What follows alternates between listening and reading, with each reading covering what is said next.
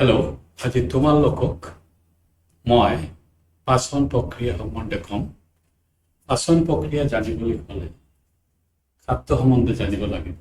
এতিয়া খাদ্য বস্তুটো কি? খাদ্য হ'ল যি বস্তু আমি মুখেৰে গ্ৰহণ কৰাৰ পিছত আমাৰ শৰীৰত শক্তি প্ৰদান কৰে, সেইবিলাকক আমি খাদ্য বুলি ধৰিব পাৰোঁ। খাদ্য আকৌ কেই প্ৰকাৰ? খাদ্য দুই প্ৰকাৰৰ হয়। প্ৰথমতে প্ৰধান খাদ্য আৰু সহকাৰী খাদ্য। প্ৰধান খাদ্যবোৰ হ'ল প্ৰটিন, ফেট, কাৰ্বহাইড্ৰেট, আৰু সহকাৰী খাদ্যবোৰ হ'ল ভিটামিনছ, মিনাৰেলছ আৰু পানী। এতিয়া যি প্ৰক্ৰিয়াত জটিল খাদ্যবোৰ সৰল খাদ্যবোৰেৰে ৰূপান্তৰিত হয়, আমি পাচন প্ৰক্ৰিয়া বুলি ক'ব পাৰোঁ। এতিয়া পাচন প্ৰক্ৰিয়া জানিবলৈ হ'লে পাচন প্ৰক্ৰিয়া দুটা ভাগত ভাগ কৰিব লাগে। এটা হ'ল পাচন প্ৰক্ৰিয়া পৰিপাক্ৰিয়াৰ নলী, আৰু হ'ল তাৰ লগত সহকাৰী গ্ৰন্থিবোৰ বা অংগবোৰ। পাচন প্ৰক্ৰিয়াৰ এই নালীবোৰত আমি এলিমেণ্টেৰী কেনেল ইংৰাজীত ক'ব পাৰোঁ। আৰু আমাৰ এই পাচন প্ৰক্ৰিয়াৰ নালীক আমি যি কেইটা ভাগত ভাগ কৰিব পাৰোঁ, প্ৰথমটো হ'ল মুখ অথবা মাউথ, অথবা তাৰ যে কেভিটি হয় তাক আমি মাউথ বা বাকেল কেভিটি বুলি ক'ব পাৰোঁ। এতিয়া বাকেল কেভিটিৰ মুখ্য কৰ্পূৰটো বস্তুটো কি? মুখ্য কৰ্পূৰটো হ'ল মুখ। মুখৰ ভিতৰত যি কোঠাটো থাকে তাক আমি মুখ্য কৰ্পূৰ বুলি ক'ব পাৰোঁ। তাৰ ওপৰত পৰ্চনটো আমি পেলেট বুলি ক'ব পাৰোঁ। তলৰ পৰ্চনত আমি ফ্লোট বুলি ক'ব পাৰোঁ। এই ফ্লোটত আমাৰ জিভাটো এটা সৰু চামৰাৰ মাধ্যমত লগাই থকা হয়। এই চামৰাক আমি কি বুলি কওঁ? লিংগুৱেল ফ্ৰেনুলাম। এইটো কি বুলি কওঁ? লিংগুৱেল ফ্ৰেনুলাম। কিয় লিংগুৱেল ফ্ৰেনুলাম বুলি কওঁ? লিংগুৱেল কথাৰ অৰ্থটো হ'ল জিভা। জিভাক যি বস্তুৰে লগাই থকা হয় তাক আমি লিংগুৱেল ফ্ৰেনুলাম বুলি ক'ব পাৰোঁ। ইয়াৰ বাহিৰেও আমাৰ মুখ্য কৰ্পূৰটো 4 ধৰণৰ দাঁতেৰে গঠিত। 4 ধৰণৰ দাঁত নামটো হ'ল ইনচিজৰ, কেনাইন, প্ৰিমলাৰ আৰু মলাৰ। তাৰপিছত আহিলে আমাৰ ফেৰিংছ ৰিজন, অথবা আমাৰ এই যে গলটো আছে, গলৰ ভিতৰৰ ৰিজনক আমি ফেৰিংছ ৰিজন বুলি ক'ব পাৰোঁ। এই ফেৰিংছ ৰিজনৰ 3টা পৰ্চন আছে। এটা হ'ল মেছ'ফেৰিংছ, অৰ'ফেৰিংছ আৰু লেৰিঞ্জোফেৰিংছ। এই আমি নেছ'ফেৰিংছ আৰু আমি লেৰিঞ্জোফেৰিংছ কেনেকৈ ক'ব পাৰোঁ? আমাৰ মুখৰ ঠিক ওপৰৰ ভাগত মই যিটো কৈছিলোঁ পেলেট বা তালু বুলি কওঁ, তাৰ ওপৰৰ পৰ্চনটো আমাৰ নাকেৰ মাধ্যমত যিটো যায় সেইটো আমি নেছ'ফেৰিংছ বুলি কওঁ, আৰু তলৰ পৰ্চনটো আমি অৰ'ফেৰিংছ আৰু বাক'ফেৰিংছ বুলি কওঁ। এই ফেৰিংছৰ মানে কিমান দীঘলীয়া হয়? এইটো only 12 cm to 40 cm। Pharynx অথবা গলৰ পিছত আমি আহিম খাদ্য নালী বা ইছ'ফেগাছ। ইছ'ফেগাছ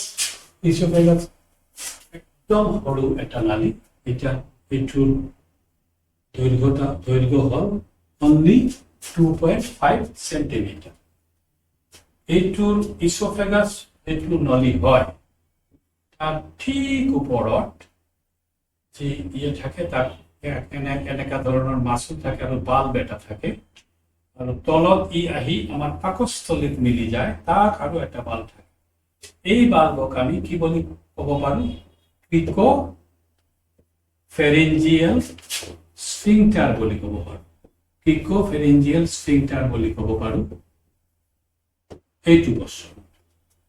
আৰু তলৰ পৰ্চনত এইটো ষ্টমাকত আহি মিলি যায়, তাক আমি কাৰ্ডিয়াক স্ফিংটাৰ বুলি কওঁ।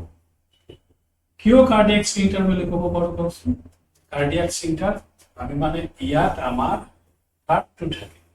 হাৰ্ট থকাৰ কাৰণে হাৰ্টত আৰু এটা বৈজ্ঞানিক নামটো হ'ল কাৰ্ডিয়াক। কাৰ্ডিয়াকৰ কাৰণে এইটো আমি কাৰ্ডিয়াক স্ফিংটাৰ বুলি কওঁ। ইয়াৰ পিছত আমি আহিম নেক্সট পৰ্চন হ'ল আমাৰ পাকস্থলী। পাকস্থলী এইটো এটা বেগৰ নিচিনা, ইংৰাজী যে শব্দৰ যে আলফাবেটৰ নিচিনা, চোৱা তুমি এইটো যে আলফাবেটৰ নিচিনা। এই ওপৰৰ এইটোত আমি তিনি ভাগত ভাগ কৰিব পাৰোঁ। প্ৰথমটো হ'ল ফাৰ্নাছ, দ্বিতীয়টো হ'ল বডি, আৰু লাষ্টৰ পৰ্চনটো হ'ল এন্ট্ৰাম। এই প্ৰথম পৰ্চনটো আমাৰ গলৰ যে ফেৰিংছৰ লগত মিলি আছিলে, আগতে মই কৈছিলোঁ এইটোৰ নাম কি কাৰ্ডিয়াক স্ফিংটাৰ, আৰু তলৰ স্ফিংটাৰটোৰ নাম পাইলৰিক স্ফিংটাৰ। পাইলরিক স্ফিংটারটো আমার নেক্সট পর্শন আমার কি ইন্টেস্টাইন বা স্মল ইন্টেস্টাইন তাক আহি মিলি যায়। এতিয়া এই ইন্টেস্টাইন বা অন্ত্র তাক দুভাগত কি আমার small intestine and large intestine. আকৌ স্মল ইন্টেস্টাইনৰ তিনিটা ভাগ আছে, এটা হ'ল ডুওডেনাম, এইটো সবকে ক্ষুদ্ৰ সবকে সৰু পৰ্চন, এইটো ইউ শেপৰ নিচিনা হয়। আৰু তাৰপিছত এই আৰু এটা পৰ্চন তাৰ নাম জেজুনাম। লাষ্ট পৰ্চনটো সবকে দীঘল, এইটো আমাৰ ক্ষেত্ৰত জানেনে কিমান 20 ফিট দীঘলীয়া হয়। আচলতে আমাৰ পুৰা এলিমেণ্টাৰী কেনেল খাদ্য নালীটো 30 ফিট যদি হয়, এইটো হৈ যায় খালি এই অন্ত্ৰটো হ'ল আমাৰ 20 ফিট। তাৰপিছত আমি আহিম লাৰ্জ ইন্টেস্টাইন। লাৰ্জ ইন্টেস্টাইন চোৱা, স্মল ইন্টেস্টাইন আমাৰ ভিতৰত আছিল, এতিয়া লাৰ্জ ইন্টেস্টাইন চোৱা। স্মল ইন্টেস্টাইনৰ বাহিৰত যেটো অকমান কি বুলি কওঁ ঠিক বা অকমান তাৰ বহলটো অকমান বেছি হয়, এইটোক আমি লাৰ্জ ইন্টেস্টাইন বুলি ক'ব পাৰোঁ। আৰু লাৰ্জ ইন্টেস্টাইন আৰু স্মল ইন্টেস্টাইন আৰু এটা বাল্ব আৰু এটা স্ফিংটাৰৰ মাধ্যমেৰে যোগাযোগ হয়, এইটো আমি ইলিওচিলিক স্ফিংটাৰ বুলি ক'ব পাৰোঁ। এইটো আমি ইলিওচিলিক স্ফিংটাৰ বুলি ক'ব পাৰোঁ। চ' এইটো স্মল ইন্টেস্টাইন, এইটো লাৰ্জ ইন্টেস্টাইন। এতিয়া লাৰ্জ ইন্টেস্টাইনৰ প্ৰথমতে যি ব্ৰেকটো আছে তাৰ নাম হ'ল সিকাম। তাৰ নামটো হ'ল সিকাম। এইটো হ'ল সিকাম। এই সিকামৰ এইটো হ'ল সিকাম। সিকামৰ এটা স্মল বেগ, এইটো আমি ব্লাইণ্ড চেক বুলি ক'ব পাৰোঁ। মানে তাৰ মানে বাহিৰত এইফালে কোনো মানে বাহিৰত যোৱাৰ মানে আমাৰ বেগত কি থাকে, এটা ফালেই সোমাব পাৰে, তলৰ ফালেতো কোনো ৰাস্তা নাই যোৱাৰ, সেইটো কাৰণে আমি ব্লাইণ্ড চেক বুলি ক'ব পাৰোঁ। এই ব্লাইণ্ড চেকৰ যদি এইটো ব্লাইণ্ড চেক হয়, তেনেহ'লে এইফালে আৰু এটা, তেনেহ'লে এইটো হ'ব ধৰি লোৱা এইটো এটা ব্লাইণ্ড চেক। ব্লাইণ্ড চেকত ইয়াত আহি আৰু এটা সৰু আৰু এটা পাউচৰ নিচিনা ওলায়, বেগৰ নিচিনা, সৰু বেগৰ নিচিনা ওলায়। এইটোক আমি কি বুলি ক'ব পাৰোঁ এপেণ্ডিক্স। নাম শুনিছানে এপেণ্ডিক্স? কেতিয়াবা আমাৰ পেটত বহুত পেইন হৈ থাকে, এইটোত আমি একদম সহ্য কৰিব নোৱাৰোঁ, এনেকা হয়। এইটো কিহৰ কাৰণে এপেণ্ডিক্সৰটো ইনফেকশ্যন হয়, এইটোৰ নাম তেতিয়া নাম হৈ যায় এপেণ্ডিচাইটিছ। এপেণ্ডিচাইটিছ। আৰু এই বেগৰ নামটো কি সিকাম। এতিয়া সিকামৰ বাহিৰত, সিকামৰ তলত নেক্সট পৰ্চন আহিছে আমাৰ কলন। সিকামৰ বাহিৰত কি আছে কলন।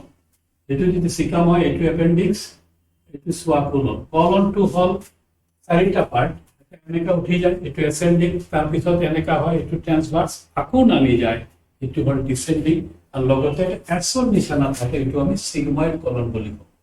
তো চোৱা ইয়াত এচেণ্ডিং, ট্ৰেন্সভাৰ্স, ডিচেণ্ডিং এণ্ড কলন কিমান হ'ল 4টা পৰ্চন।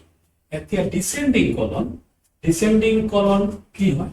ডিচেণ্ডিং কলন আহি তলত আহি তাৰ নেক্সট পৰ্চন যেটো পৰ্চনত আহে তাৰ আমি কি বুলি কওঁ ৰেক্টাম। ৰেক্টামটো কি? এইটো এটা থলি বা বেগ, সেইটোতে আমাৰ গোটেইবোৰ পেটৰ খোৱাৰ পিছত, হজম হোৱাৰ পিছত যি বস্তুবোৰ থাকে তাক আহি তাত জমা হয়, আৰু ষ্টুলৰ আকাৰত বাহিৰত ওলোৱাৰ কাৰণে বাহিৰৰ লাষ্ট আমাৰ যেটো হয় বায়ুৰ দৰ্জাটোক আমি কি বুলি কওঁ এনাল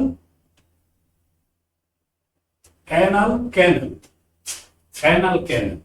অথবা এনালছ। এতিয়া এনাল কেনালত দুই ধৰণৰ ভাল্ভ আছে, এটা এক্সটাৰ্নেল স্ফিংটাৰ আৰু ইণ্টাৰনেল স্ফিংটাৰ। ই এনেকা বনোৱা আছে মানে এই স্ফিংটাৰবোৰ কি হ'ল, স্ফিংটাৰবোৰ এধৰণৰ ভাল্ভ, এইটো অনলি এলাও কৰে এফালৰ পৰা ওলাবলৈ, আকৌ অপজিটত সোমাব নিদিয়ে।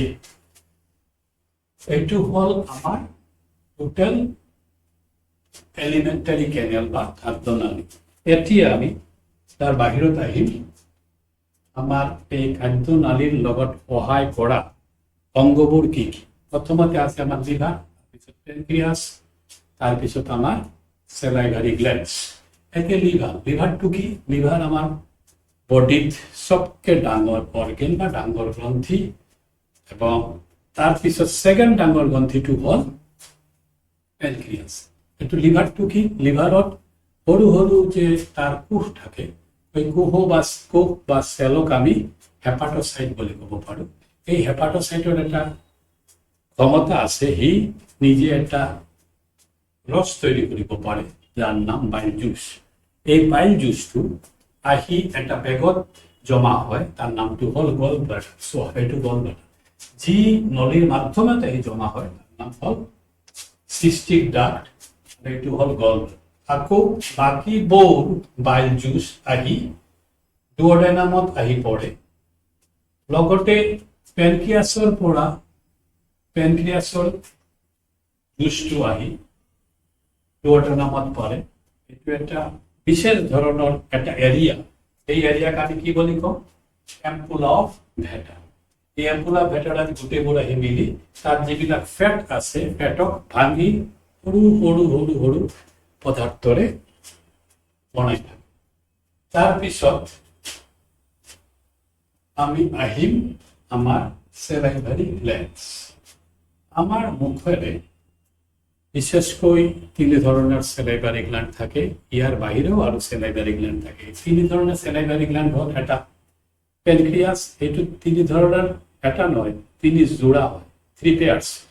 তো ইয়াত একদম ঠিক আমাৰ বহিৰ্কৰ্ণৰ তলত এই পৰ্চনত যিটো থাকে তাৰ নাম আমি প্যাৰোটিড গ্ল্যান্ড বুলি কওঁ, আৰু তাৰ এই কৰ্ণাৰত আমাৰ জৰ কৰ্ণাৰত আৰু এটা থাকে, তাক সাবমেন্ডিবুলাৰ গ্ল্যান্ড বুলি কওঁ, আৰু জিভাৰ তলত থাকে তাক আমি সাবলিঙ্গুয়াল গ্ল্যান্ড বুলি কওঁ।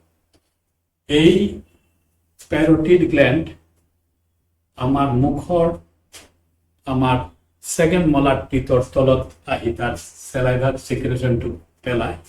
এইটো এটা বিশেষ নলীৰ মাধ্যমে এইটো স্টেনসেম ডাক্ট বুলি কওঁ। আৰু সাবমেন্ডিবুলাৰ গ্ল্যান্ডটো আমাৰ জিভাৰ তলত আহি ফ্ৰেনুলামৰ তলত আহি পেলায়। এইটোক আমি ওয়াটসন্স ডাক্ট বুলি কওঁ। আৰু সাবলিঙ্গুয়াল গ্ল্যান্ডটো ডাক্ট অফ ৰিসিনাস গ্ল্যান্ডৰ মাধ্যমত আহি আমাৰ মুখগহ্বৰত পৰে। ইয়াৰ বাহিৰেও মুখৰ ভিতৰত আৰু তিনিটা সৰু সৰু গ্ল্যান্ড আছে, এইটোৰ নাম labial gland, palatine gland and buccal gland. ইয়াৰ বাহিৰেও আমাৰ জিভাৰ ওপৰত পিছফালে এটা পাৰ্টিকুলাৰ চেলাইভাৰী গ্ল্যান্ড আছে, এইটো এবনাৰ্ছ গ্ল্যান্ড বুলি কওঁ। এই এবনাৰ্ছ গ্ল্যান্ডৰ কামটো কি? আমি যেটো খাদ্য বস্তু খাওঁ তাৰ লিপিড পৰ্চনটো অকণমান চেঞ্জ কৰি ট্ৰাইগ্লিচাইডেটক ভাঙি ফেটি এচিড আৰু গ্লিচাৰল বনাই দিয়ে। বাকীবোৰ কিন্তু এমাইলেজ সিক্ৰেশন কৰে, সেইবোৰ কি কৰে? আমাৰ সুগাৰক ভাঙি স্টাৰ্চ ভাঙি মাল্টোজত ৰূপান্তৰিত কৰে। ইয়াৰ বাহিৰেও ৰিসেন্টলি কেইদিনমান আগত 2020 নতুনকৈ এটা চেলাইভাৰী গ্ল্যান্ড আমাৰ বৈজ্ঞানিকবোৰ ওলাইছে, তাৰ নাম হ'ল টিউবাৰিয়েল গ্ল্যান্ড। এইটো আমাৰ গলৰ ফেৰিঞ্জিয়েল ৰিজনত আছে। ই স্পেচিয়েলি আমাক খোৱাৰ বস্তুবোৰক বলাছ বুলি কয়, খোৱাৰ বস্তু ভাঙি যোৱাৰ পিছত চেলাইভাৰ লগত মিক্স হোৱাৰ পিছত এইটো বলাছ বুলি কয়। এইটোক আমাৰ ডাইজেষ্টিভ কেনেল বা খাদ্যনালীৰ ভিতৰত যাব লাগিব। তো আজি ইমানখানেই। আমি নেক্সট ভিডিঅ'ত পৰিপাক নালী ইয়াৰ অলপ বেলেগ বস্তুবোৰ কম।